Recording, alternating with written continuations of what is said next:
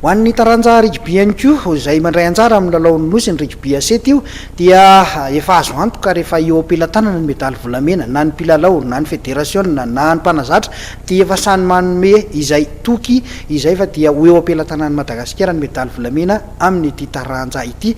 Tamin'ity androany ity sy omaly zany dia nisy ny lalao izay nikarakarain'ny fédération natetsy amin'ny kianjaben'ny Mahamasina nentina nanomanana indrindra sy nitsapana ireo mpilalao ny makis de Madagasikara.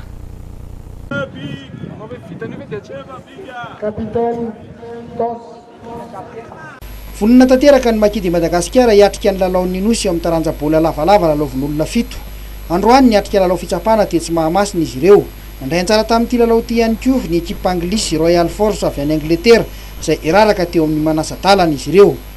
Tsy misy intsony ny amboarina hoy ny mpanazatra fa efa miandry ny lalao fotsiny sisa. Nisy ny zavatra fanamboarana kely zany raha ny zavatra antsangaloany dia ny omaly zany somary tao anaty première journée zay tsy dia mbola nampiseho ny endry talao fa tao anaty deuxième journée vao tena nampiseho an'le ama ekipa asety spécialiste asety an'ny talao indrindra moa fa ao anatin'le deuxième journée izay efa ahitana fa fahavizanana matetika ho an'ny ekipa asety dia tsy maintsy natao zay nanamboarana azy hoe ahoana ny ahafahana tanjaka andray amin'ny deuxième journée afahana tonga ny famarana.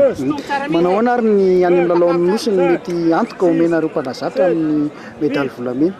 Ia, io moa ny toko fitaka dia natao no hita fa amin'ny fanantenana dia matoky amin'ny fahombiazana ary manome toky ny vahoaka malagasy rehetra pity fanatanjahantena indrindra fa ny taranja rugby dia tsy maintsy ho azontsika ny fandresena zamfana.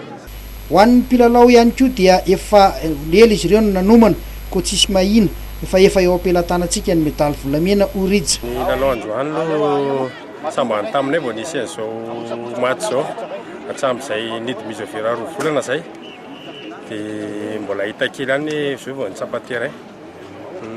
Dia manao ahoana ny tokonaina amin'ny GTC? Ny tokonaina aloha ngambany manome 100% amin'ny tokonaina fa tsisy fanomana ohatsy ity tamin'izay mbola nisy sport ohatsy zao.